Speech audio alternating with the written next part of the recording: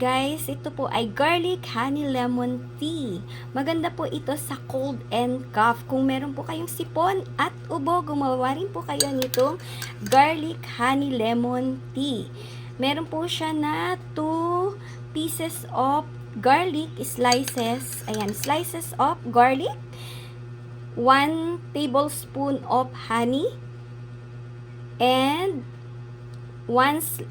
bali 1/3 slice of lemon na in-squeeze ko po.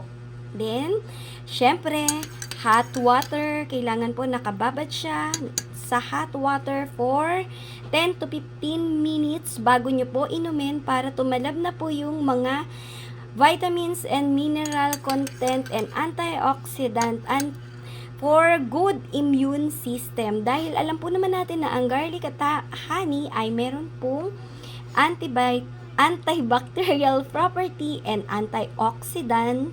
Kaya po makakatulong talaga to na maganda sa inyong katawan. Hindi lang po para sa cough and cold, sa inyo pong digestive system kung may problema din po kayo. Pero beware sa mga anemic po, yung sa mga nag-blood thinning, bawal pong masyado ang garlic dahil alam po natin na ang garlic ay may property para sa mga high blood or matataas ang dugo. Maganda po yan sa mga high blood din, tong honey, garlic, lemon tea. Pero dahil meron po kami sipon at ubo, mas maganda po siya ngayon. Okay, inom na rin po kayo ng garlic, honey, lemon tea. Bye-bye po. Thank you so much.